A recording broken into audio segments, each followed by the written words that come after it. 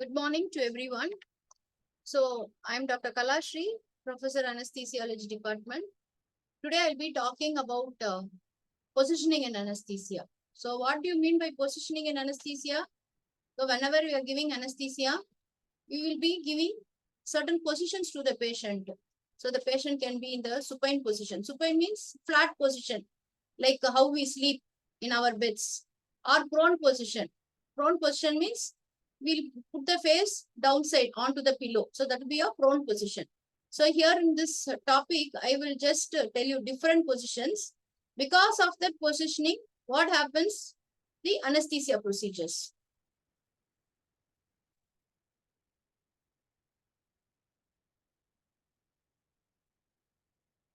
So first is, why is it important? It acquires the major responsibility and it requires the cooperation of the entire surgical team. So here, because of the positioning we are giving is, what happens here is, there is significant cardiovascular and respiratory compromise. Why cardiovascular compromise? Cardiovascular compromise is because your venous return to the heart can get compromised. Why respiratory compromise? Like positioning in prone position, what happens? Your lungs will get compressed.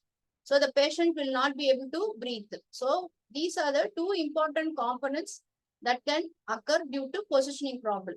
And again, what happens? The anesthetic agents will blunt the natural compensatory mechanisms because of the positional changes. So all these we have to give challenges. So now, what does this ASA means? ASA means it is American Society of Anesthesiologists. What do they recommend? Intraoperative documentation of patient positioning and actions to reduce the chance of adverse patients' effects or complications related to positioning. That means you need a documentation. I have put this patient in prone position. I have put this patient in lateral position.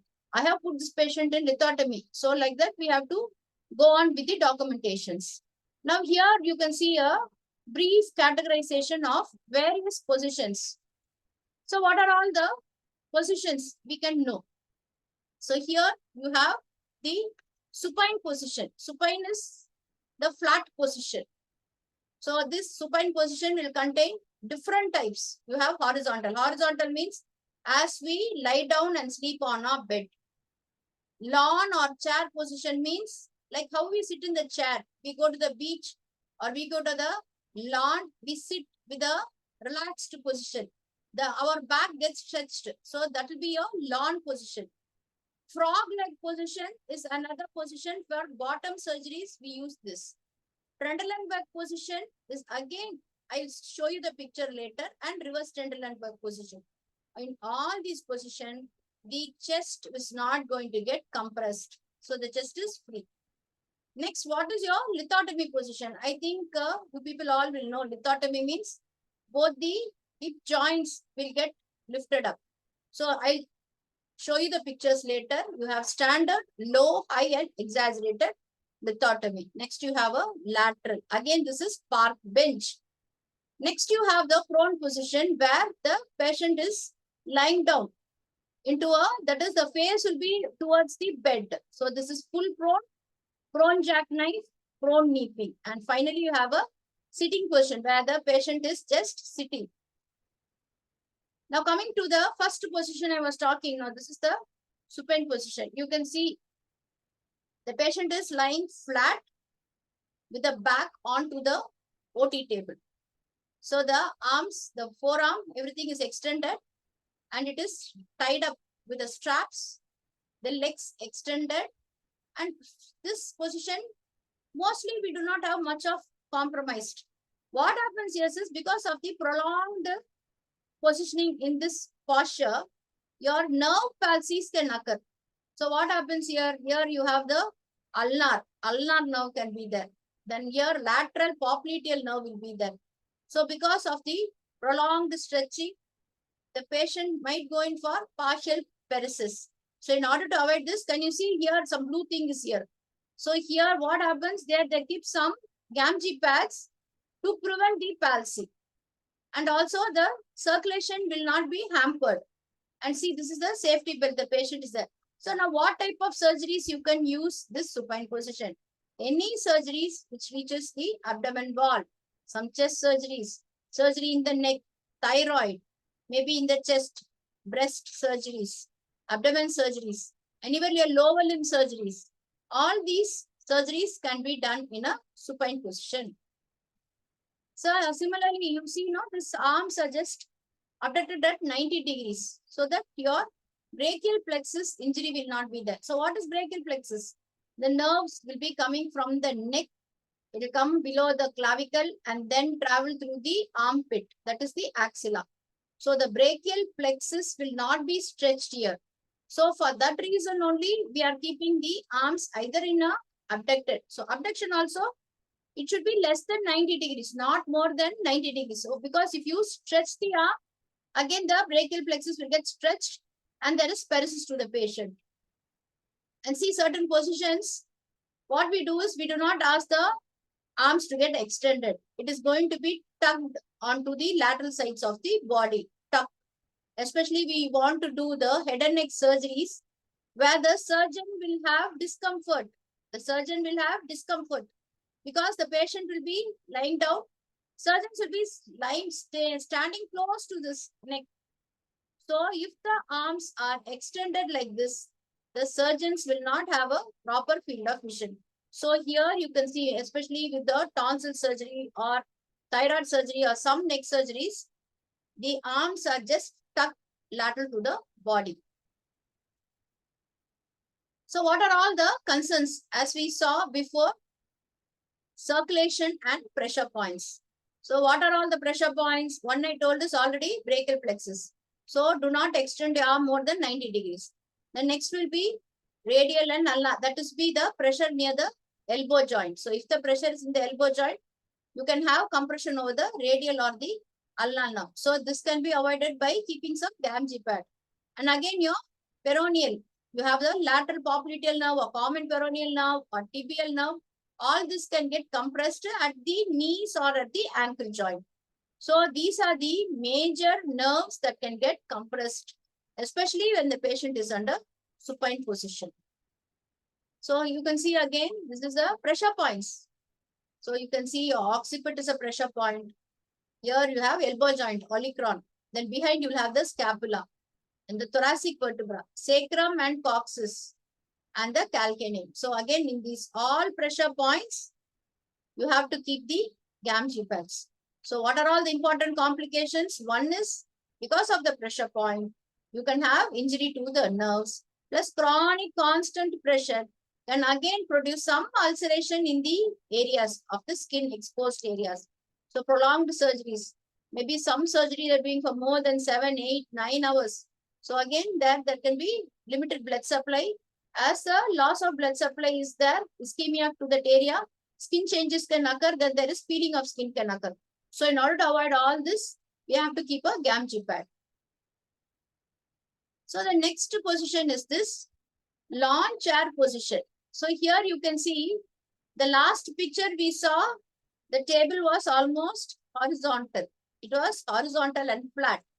So here you have a lawn chair position where the foot end is elevated and rest of the body is flat.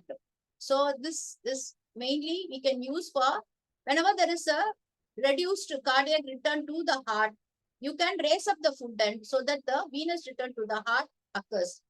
And similarly, if you want to get exposed, more exposure area to the foot surgeries, this position can be very much useful. So advantages is better tolerated by awake patient or under anesthesia monitored care. Again here, what happens? Your venous return gets more flow is enhanced. So this position will be a better position. Whenever you have a compromised venous drainage, this position can be used up. And here this another frog leg position. As what I told is hips, knees are flexed. So there is flexion at the hip and knees. And then the hips will be externally rotated with soles of feet facing each other. So for this frog leg position, it will be more or less like lithotomy position only. So this allows the access to perineum. So surgery over the perineum, medial aspect of the thigh, genitalia and rectum. So now coming to the Trendelenburg position. So what is this Trendelenburg position? Here, there's a tilting. The patient is supine. But what happens? The patient's head will be down. So this is the position, Trendelenburg position. So here, table will be straight, but the head will be tilted down and the leg will be tilted up. So why you have this position? So this what happens, especially if you want a Trendelenburg, you do a abdomen surgery. So there what happens, you want to push up the bowels upside. So it will go to the diaphragm. Bowels will go towards the diaphragm and the lower exposure of the pelvic organs will be better visualized with the Trendelenburg position. Suppose you want to do surgeries over the bladder, uterus, ovaries. So in all these cases, you can go off for this position. So what is the important problem in this position? So the important problem is because there is more amount of venous return to the heart, there is more congestion to the face. So there is more congestion to the eyes, to the tongue, and there can be airway obstruction because more and more edema will form and suddenly spinal may not be taken. And what happens? You want to intubate the patient, there will be upper airway, edema will be there. So difficult intubation can occur. So for this reason, we have to be careful whenever we are giving this Trendelenburg position. So the degree of tilt will be around 30 to 45 degrees will be the degree of tilt. So what happens in this? As I told, there is increased venous return. So once there is increased venous return, there is increased cardiac output. But what happens to your FRC? FRC means functional residual capacity. What happens? Because the abdomen is moved upwards, the diaphragm moves upwards, so the chest gets compressed. So the FRC gets reduced. So your pressure becomes high, and again there is increased in the intracranial and intraocular pressures can get reduced. So what are all the disadvantages of Trendelenburg position? Your increased cardiac output will there. Your FRC, functional residual capacity, will be reduced. Pressures, airway pressures will be more, and there is intracranial and intraocular pressures will be increased. So this position is not favorable, especially when there is some problem in the eye, some problem in the brain. Whenever there is increased intracranial pressure or intraocular pressure already existing like glaucoma, or here you have some cerebral tumors.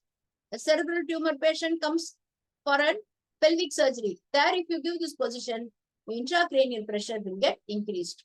So when you're keeping this Trendelenburg position, these are the points we have to keep in mind.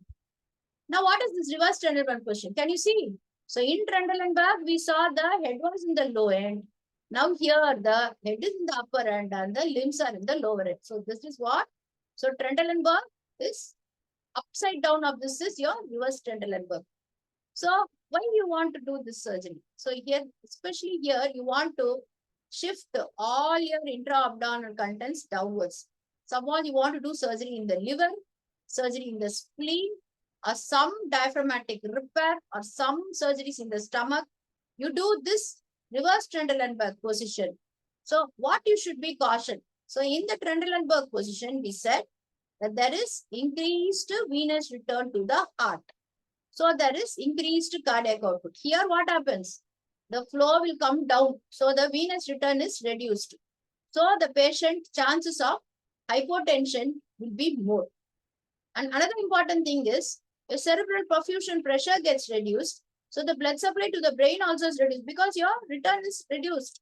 So we have to be very careful with your cerebral perfusion pressure as well as hypotension can occur. So now we've seen the different positions in supine. What are all the complications? So normally with the supine position, you can get pressure alopecia. As I already told, the pressure points I've seen in the shown you in the pictures. So because of the prolonged pressure, there can be alopecia, especially in the occipital area. Patient can have severe backache, surgeries, prolonged surgeries, more than 6 hours, 7 hours. So there is normal lumbar lordotic curvature can be lost. Body prominences can again cause some hindrances.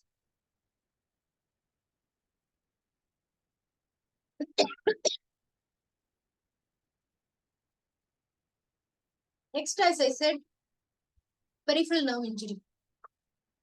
So here in this peripheral nerve injury, we saw there is ulnar neuropathy, then lateral popliteal nerve injury. All this we have seen in the peripheral nerve injuries. So we finished with the supine positioning. The next is going to be a lithotomy position. So this is the picture. Here what happens?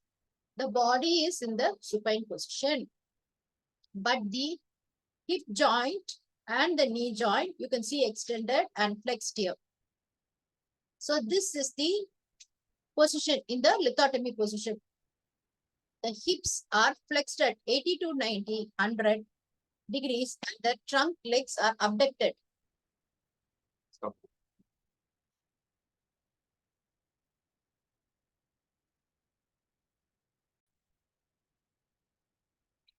Why this lithotomy position is used? Especially when gynecological surgeries. So you want to surgery in the rectum or surgery in the urological procedures or gynecological procedures. If you are going to do for DNC or some stenting to be placed, this is the lithotomy position. So with this lithotomy position, with the both legs should be raised together, flexing the hips and knees simultaneously. Once the surgery gets over, the patient will be returning back to the supine position. So what happens? What are all the complications of this position? So here you can see, standard lithotomy position, and this is wide space for the perineal surgery can be performed. So you can have rectal surgeries or any urology surgeries or OG surgeries, all can be performed in this. So in that lithotomy position itself, you have different other positions. See, can you see low lithotomy? Too much of flexion or extension is not there. This is low lithotomy. This can be used for transurethral instrumentation. That is, TURP can be done. Some abdominoperineal procedures can be done. So too much of flexion to the knee is not given. This is low lithotomy. And this is seen as an exaggerated lithotomy. So apart from the normal positioning, here you are going to use a more of exaggeration is there. So shoulder support may be needed. And again, the acromioclavicular area to be monitored to minimize the brachial plexus compression. So these are these stirrups used for lithotomy position. So have different names of stirrups, candy cane, Allen stirrups, knee cradles are all there. So these are the stirrups in which your thighs will come and rest over it. Now coming to the complications because of lithotomy position. What are all the complications you're going to have? Again, what happens in lithotomy position? The leg is elevated, so there is increase in the cardiac output. So the return is going to go more. So there is going to be increase in cardiac output. And also there is some amount of intracranial pressure increase will be there to a minimal amount. So in addition, what happens? Again, your tidal volume and your FRC will reduce. Why? Because of this lithotomy position, some amount of embarrassment will occur in the diaphragm. The diaphragm will move carefully. So as a result, there is reduction in the tidal volume as well as the FRC. So if obesity or large abdominal mass is present, what will happen? Again, this is going to obstruct the venous return to the heart. And again, the normal lordotic curvature also will be lost in the lithotomy position. So you can have a back pain. So these are the important problems that can occur. Now in lithotomy position, what are all the nerves you can get injured? So here you have a femoral nerve, operator nerve, then here you have a perineal and lateral popliteal nerve and the saphenous nerve. So for nerve injury, what you should do? You should keep pads, some Gamgee pads to be kept here so that the nerves does not have a direct touch or contact. So you just see, this is the positions you're going to put. So all this is incorrect position. The hand should not be kept here. Suddenly you release this fold, your fingers will get compressed. So all this to be avoided. So what do you mean with this compartmental syndrome? So compartmental syndrome occurs what happens? Very rare. This complication is very rare. Why you occur? Because of the inadequate tissue perfusion associated with the lithotomy position. So because of the inadequate tissue perfusion, their compartmental syndrome can occur. Now we are finished with the supine lithotomy, and now you have the lateral decubitus position. Can you see this? The patient is in the lateral side. So in what type of surgeries you need this lateral decubitus? Maybe you want to do operations over the shoulder or at the sides, or maybe the lateral area, hip joint. If you want to do a total hip replacement, they use this position so that it is highly exposed area. So can you see the patient is lateral decubitus position. Decubitus means lying down. So again, so to do surgeries over the thorax, retroperitoneal structures or hip. So I told you, now what should be done when you're doing this lateral decubitus position? Again, here there is a chances of stretching up of the nerves. So brachial plexus injury can occur. And again, there can be dependent ear. Pressure will go on to the dependent ear. What happens here? Because you have put the patient on one side, so that end, that side ear will get pressurized. So it will be under pressure. Again, you have to keep a Gamgee pad on. Again, your eyes to be secured properly and taped. Then what you have to do? The dependent eye can again have more of external compression. So the eyes, ears can have compression. So what are the nerves you have to watch is compression of the axillary neurovascular bundle. Again, the brachial plexus. So this brachial plexus compression can occur. And then you can have the vascular compression and venous engorgement in the dependent arm. So once there is a venous engorgement and vascular compression, what happens? If you are going to keep the pulse oximeter into the dependent arm, then the pulse oximeter reading will show a low saturation. Why low saturation? Because a proper vascular flow or venous flow will not be there. So hence we have to be very careful with this complication. So again, see this lateral decubitus position. So here now you can see some black thing here. This is the kidney rest. Here what happens? This kidney rest, why they they want to do some surgeries in the kidney. So they put the kidney rest and start operating. Once you keep a kidney rest, this will go and compress the inferior vena cava. So again, we have to check whether the compression is not there. You have to keep on checking the space in between. So the lateral decubitus position is also associated with your pulmonary compromise. So what are all the complications you can do? So now here, one of the most important problem is whenever the patient is intubated, that is patient is under general anesthesia, the lungs, one lung will be upside, one lung will be down. If the patient is in supine position, both the lungs will be on the same position. Here what happens? One becomes a dependent, the other becomes a non-dependent lung. So what happens? On the dependent lung, there is over ventilation. On the non-dependent, there is under ventilation. So you can get a pulmonary perfusion misflow. So there is always a VQ mismatch can occur. So that is ventilation perfusion mismatch. So if the ventilation perfusion mismatch occurs, it will show on to your saturation. So there may be a saturation drop. You will not know why the saturation is falling down. So finally, you can know this is because of the lateral decubitus position. We are facing this problem. So the anesthetist, whenever sitting onto this position, should be strict enough to follow all these mismatches. So next, this is going to be a bench position. This is what you see. This is a modification of lateral position, better access to the posterior fossa. So your head is exposed and patient looks like that he's trying to look at the floor. So the head will be flexed. So another position, what you know, this is the prone position. See, the patient is upside down, prone position. So what happens? Or the other position name is ventral decubitus. So for what surgery the patient is in prone position, especially the spine surgery, or some surgery like you have a lipoma in the back, or some sacral region surgeries, or some surgery near the calcaneum or the popliteal fossa.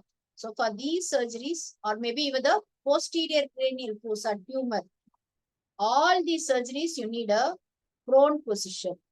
So in recent era, especially with COVID, all patients were made to lie down in this prone position for better ventilation. So prone position becomes a very, very important concept for the anesthetist.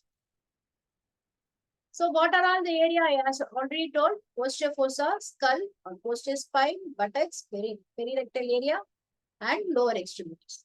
Now, what is the challenge to the anesthetist because of the prone position? Again, here it is getting compressed. Which is getting compressed? The lungs are getting compressed. The abdomen is getting compressed. So once the lungs getting compressed, your pulmonary function get hindered. And again, the abdominal pressure will be there. So before positioning this patient, you see adequately there is a space in between your abdomen or to the chest. So always, again, you can have some stretching deformities. So the nerve palsies can occur. So for that, you have to keep proper padding. Another important complication is what happens here. Your entire face is downwards. So the eye congestion can occur in this prone position. So what happens? Your padding should be kept. Compression of the ulnar nerve can occur. So your brachial plexus stretching can occur. Again, your shoulder should not be abducted greater than 90 degrees. So there is general anesthesia is planned. First, what you should do? How are you going to put the patient in prone position? You will put the prone and then intubate? No. First, give anesthesia in the supine position. And then after intubating, you secure the tubes and then place the position to the proper position. So while putting the patient into prone position, be careful of your endotracheal tube because sudden dislodgement of the tube can occur, or there is drooling or drainage of the saliva can occur. And similarly, your eyes can also get affected. So the anesthesiologist is the primary responsible for coordinating the move and for repositioning of the head. So in prone position, the anesthetist will always have a nightmare. Why is you're not able to directly see the mouth. You're not able to directly see the endotracheal tube. So careful monitoring. See that your blood pressure cuffs are in proper, your arterial veins, everything should be proper. And before positioning, disconnect all the cuffs, arterial venous lines, place the position properly, and then reconnect it to all the monitors. And adequate endotracheal tube position should be checked then and there. So again, as I said, there is going to be pressure in the abdomen. So there is intra-abdominal pressure can get elevated. Then the diaphragm is pushed cephalad. So what happens? Similarly, your FRC, your tidal volume, your pulmonary complaints, everything will be reduced and your airway pressures will be increased. Then again, your venous return can get reduced. So what happens? Your cardiac output can get reduced. So there is problem of hypotension. So in a patient is suppose very obese, morbid obesity. So again, the patient can immediately go in for respiratory decompromise can occur immediately.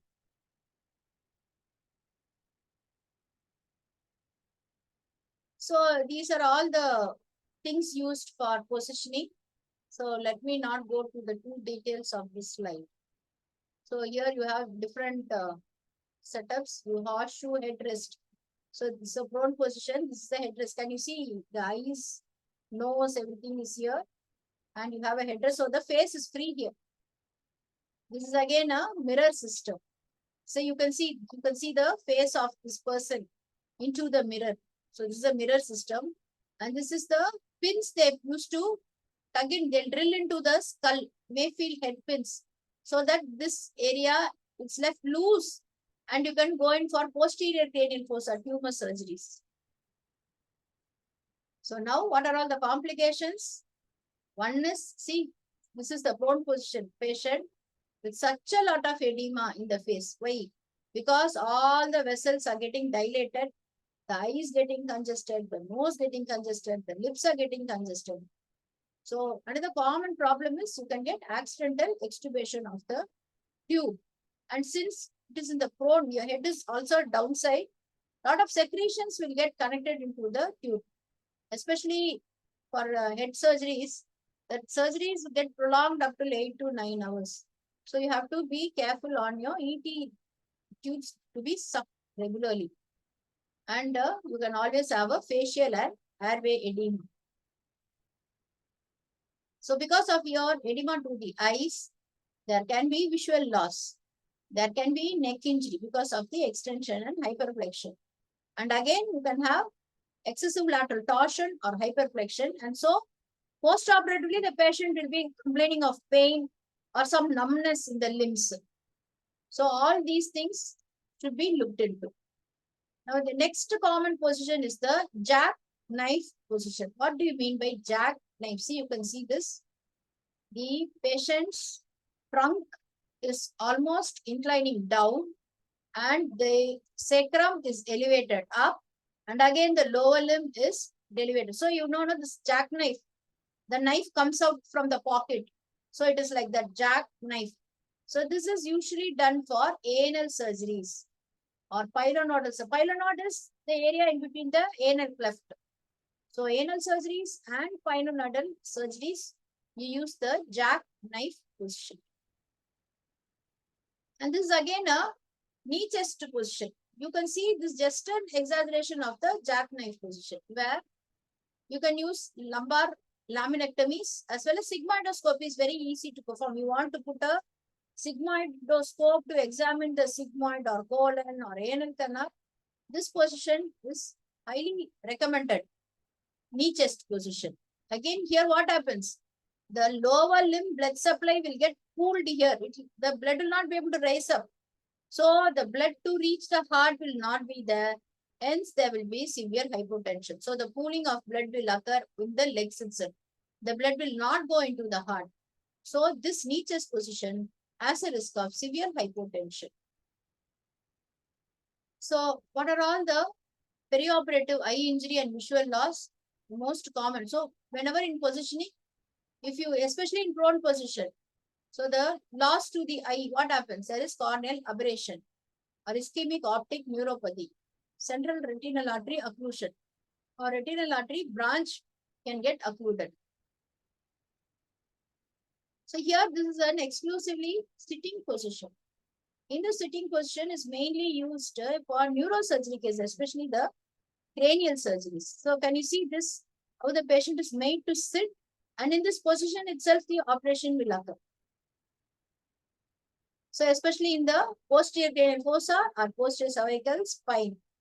So the main advantage of sitting position over the prone for neurological surgery and cervical spine surgeries is the surgical exposure. Very good.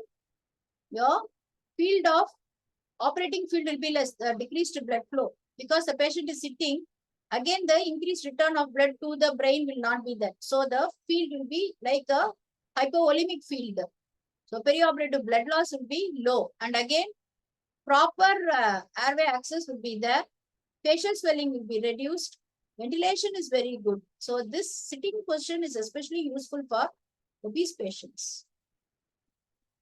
So that is what in sitting position, again, the pins will be fixed for the neurosurgeries. And all, as I showed in the positioning, the picture, these things can be kept.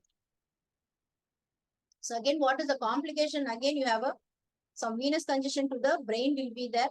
What is macroglossia? Tongues can become very much weak because of the pressure, prolonged pressure.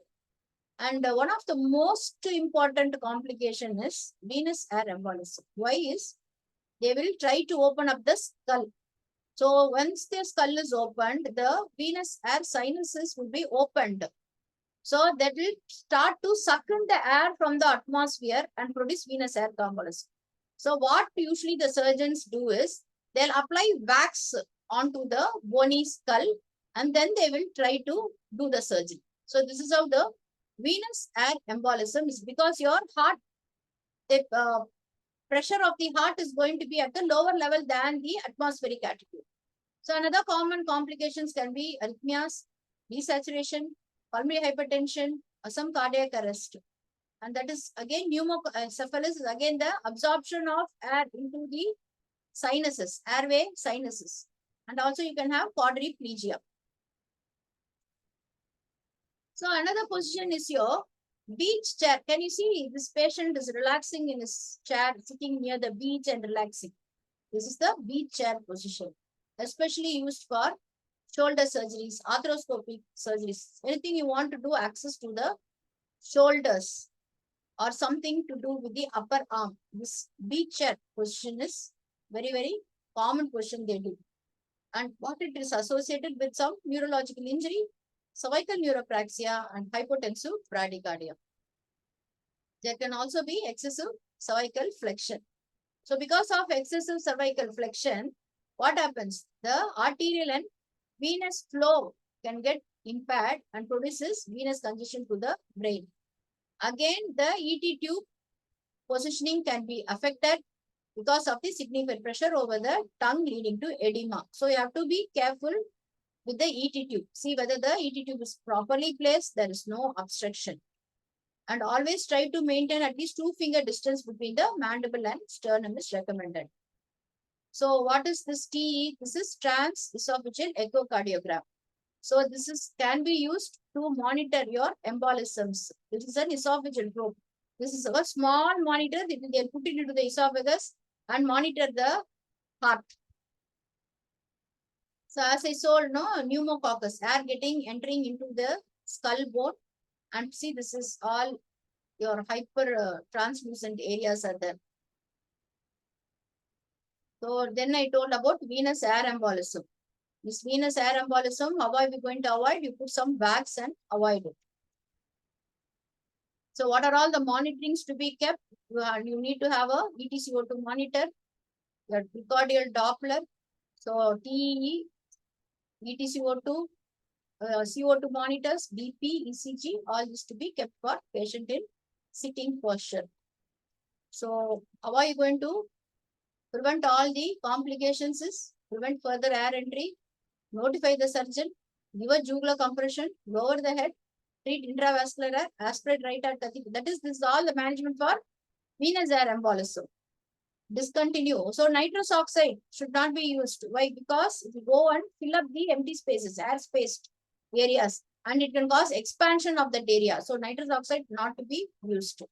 So start your inotropes and chest compression. So again, another common thing is you have a ulnar nerve injury. In any of the positions, the anesthetist will commonly encounter this ulnar nerve injury. And again, all brachial plexus injuries can occur. Maybe the clavicle and the first rib, the injury can occur.